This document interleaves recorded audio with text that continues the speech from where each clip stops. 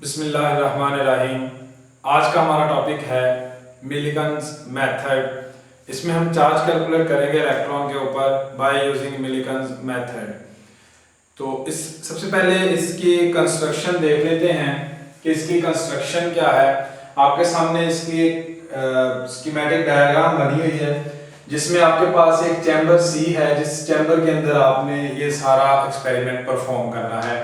Secondly इसमें एक window W1 नजर आ रही है जो कि लाइट एंटर करवाने के लिए यूज होगी। इसमें एक ऐसे लाइट सोर्स है जो कि आपके इस ऑयल ड्रॉपलेट को विजिबल करेगा, देखने में मदद देगा। सेकंड हमारे पास एक एटोमाइजर है जो कि ऑयल को छोटे छोटे ड्रॉप्स में चेंज करेगा। एंड दो प्लेट्स हैं हमारे पास P एंड P प्राइम जो कि अपोजिटली चार्ज पैरेलल प्लेट्स हैं। अपर प्लेट जो है हमारे पास P, उसमें एक होल है जो कि ऑयल को गुजरने के लिए पाथ फ्राहम करेगा, रास्ता देगा। उसके बाद इन दोनों जो प्लेट्स हैं पैरेलल प्लेट्स, इनके दरमियान जो डिस्टेंस है वो हमारे पास D है। एंड लास्ट हमारे पास माइक्रोस्कोप है इस जो ऑयल ड्रॉपलेट है इसके पाथ को ऑब्जर्व करने के लिए। अब इसका मेथड क्या है कि इसमें ऑयल ड्रॉपलेट को सस्पेंड किया जाता है, रोका जाता है यहाँ पे प्लेट्स के दरमियान, इन प्लेट्स के इलेक्ट्रिक प्लेट्स के दरमियान जो कि अपोजिटली चार्ज है P एंड P प्राइम। इस तरह से इसको स्टॉप किया जाता है कि हम इसका इलेक्ट्रिक फील्ड ऐसे एडजस्ट करते हैं कि जो ग्रेविटेशनल फोर्स है और इलेक्ट्रिक फोर्स है वो दोनों एक दूसरे के इक्वल आ जाती हैं। तो हमारे पास जो ऑयल ड्रॉपलेट है वो सस्पेंड हो जाता है, फिर हम उसके ऊपर चार्ज कैलकुलेट कर लेते हैं। यहाँ पे जब हम इलेक्ट्रिक फील्ड को ऐसे एडजस्ट करेंगे कि हमारे पास electric force and gravitational force दोनों एक दूसरे के इक्वल आ जाएं, सो चार्ज जो है वो सस्पेंड हो जाएगा इन दो प्लेट्स के दरमियान इलेक्ट्रिक फील्ड जहां पे हमने अप्लाई किया हुआ है। अब देखें जरा इसके ऊपर चार्ज कितना होगा, क्योंकि जब हम यहां से एटोमाइजर की मदद से स्प्रे करेंगे ऑयल को, तो ये जो आपके पास ऑयल ड्रॉपलेट्स हैं ये चूंकि बहुत ही बारीक नोजल से गुजरेंगे, उस नोजल की जो वॉल्स हैं उनकी फ्रिक्शन की वजह से ये नेगेटिवली चार्ज हो जाएंगे जो ऑयल पार्टिकल्स हैं। अब जब ये यहां से इनको हम गुजरने देंगे, एच में से गुजर के, इस एच होल में से गुजर के जब ये इलेक्ट्रिक फील्ड में आ जाएंगे तो इलेक्ट्रिक फील्ड को हम इस तरीके से एडजस्ट करेंगे कि जो हमारी इलेक्ट्रिक फोर्स है और ग्रेविटेशनल फोर्स वो दोनों एक दूसरे के इक्वल आ जाएंगी। उस पॉइंट पे हमारे पास कंडीशन कुछ यूं होगी कि इलेक्ट्रिक फोर्स और ग्रेविटेशनल फोर्स दोनों एक दूसरे के इक्वल आ जाएंगी और हमारा जो ऑयल ड्रॉपलेट है वो सस्पेंड हो जाएगा इन दोनों प्लेट्स के दरमियान। अब F इलेक्ट्रिक फोर्स की वैल्यू और मैग्नेटिक फोर्स की ग्रेविटेशनल फोर्स की वैल्यू यहाँ पे हम यूज करेंगे। अब यहाँ पे क्योंकि हमें पता है कि जो इलेक्ट्रिक फील्ड इंटेंसिटी है वो हमारे पास इक्वल होती है V/d। V यहाँ पे पोटेंशियल डिफरेंस है जो आपने अप्लाई किया हुआ है और D इन दोनों प्लेट्स के दरमियान डिस्टेंस है। अगर E की ये वाली वैल्यू हम यहाँ पे यूज करें तो ये हमारे पास V/d is equal to mg। यहाँ पे अगर हम चार्ज कैलकुलेट करना चाहें तो वो हमारे पास Q कितना आ जाएगा, mgd/v। ये हमारे पास चार्ज आ जाएगा। लेकिन इसमें हमारे पास जो चीज अननोन है वो हमारे पास इसका मैस अननोन है m। सो इसका मैस कैलकुलेट करने के लिए मैस क्या होगा कि जब ये यहाँ पे मूव करना शुरू करेगा, आप इलेक्ट्रिक फील्ड जो आपने पोटेंशियल डिफरेंस दिया हुआ उसको ऑफ कर दो। जब आप इसको ऑफ करोगे तो ये under the action of gravitation, gravity के अंडर ये जो है आपका ऑयल ड्रॉपलेट ये मूव करना शुरू कर देगा। जब वो ग्रेविटी के अंडर मूव करेगा तो उसकी जो वेलोसिटी हो जाएगी वो टर्मिनल वेलोसिटी में चेंज हो जाएगी, या आप कह सकते हो कि वो अंडर द एक्शन उसका जो वेट है वो ड्रैग फोर्स के इक्वल हो जाएगा। तो इसका वेट जो है, सेकंड कंडीशन हमारे पास जो आएगी कि इसका जो वेट है वो ड्रैग फोर्स के इक्वल हो जाएगा। अब वेट और ड्रैग फोर्स दोनों की वैल्यूज यहां पे पुट कर लेते हैं तो वो हमारे पास mg equal to direct force आ जाएगी 6 pi eta R V T, 6 pi eta R V T. ये आपके पास डायरेक्ट फोर्स की वैल्यू आ जाएगी।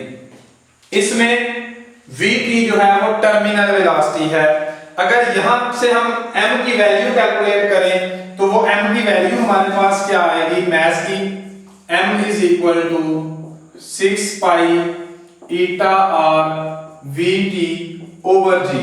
अगर इस एक्सप्रेशन में हम देखें तो अभी v हमारे पास टर्मिनल वेलोसिटी अननोन है, सेकंड r हमारे पास अननोन है, रेडियस जो है वो भी अननोन है। अगर ये दोनों वैल्यूज हमें पता हो, r रेडियस और v टर्मिनल वेलोसिटी, तो हम इसका मास कैलकुलेट कर सकते हैं एंड मास कैलकुलेट करने के बाद हम लास्ट जो इससे पिछला एक्सप्रेशन हमने लिखा उसमें से हम इसका ऑयल ड्रॉपलेट के ऊपर चार्ज कैलकुलेट कर सकते हैं। तो ये जो दो अननोन वैल्यू है हमारे पास, ये पहले कैलकुलेट करते हैं। जो कि टर्मिनल वेलोसिटी है तो टर्मिनल वेलोसिटी को हम कैलकुलेट कर सकते हैं अगर हम टाइम नोट कर लें कि कितना टाइम वो लेता है यहां से इन दो प्लेट्स के दरमियान डिस्टेंस d ट्रेवल करते हुए, जो कि इन दोनों प्लेट्स के दरमियान जो हमने स्पेस रखी हुई है वो d के इक्वल है। सो टर्मिनल वेलोसिटी जो है वो स्पेसिफिक डिस्टेंस कवर करेगी, सॉरी ये ऑयल ड्रॉपलेट्स जो है वो स्पेसिफिक डिस्टेंस कवर करेगा बिटवीन टू प्लेट्स। तो फिर हमारे पास टर्मिनल वेलोसिटी क्या हो जाएगी s ओवर t। वो जितना डिस्टेंस कवर करेगा स्पेसिफिक टाइम, जितने टाइम में, तो हमारे पास वो उसकी टर्मिनल वेलोसिटी आ जाएगी। अब रह गया हमारे पास रेडियस। तो radius of the droplet calculate करने के लिए अगर हम देखें तो जो डेंसिटी होती है, डेंसिटी है इसकी, वो हमारे पास होगी rho is equal to mass over volume. तो ड्रॉपलेट का डेंसिटी, मास और वॉल्यूम, अगर यहां पे हम वॉल्यूम जो कि ऑयल ड्रॉपलेट है तो वॉल्यूम की वैल्यू होगी 4/3 पाई आर क्यूब। ये हमारे पास वॉल्यूम की वैल्यू होगी। अगर वॉल्यूम की जगह हम ये पुट कर दें तो डेंसिटी हमारे पास आ जाएगी mass over 4/3 pi R cube. ये हमारे पास उस ऑयल ड्रॉपलेट की डेंसिटी आ जाएगी। अगर यहां पे हम मास m कैलकुलेट करें तो वो हमारे पास इक्वल आ जाएगा m is equal to 4/3 pi R cube into rho. ये हमारे पास मास की वैल्यू आ गई। अगर एक ये हमारे पास वैल्यू आई है, एक हमने पिछली इक्वेशन एक कैलकुलेट की थी, इन दोनों इक्वेशंस को हम अगर कंपेयर करें तो हमारे पास जो एक्सप्रेशन बनता है वो कुछ यूं बनता है कि डायरेक्ट फोर्स वाला जो एक्सप्रेशन था 6 pi eta R V T over जी, और सेकंड एक्सप्रेशन हमारे पास ये है 4/3 पाई आर क्यूब इंटू रो।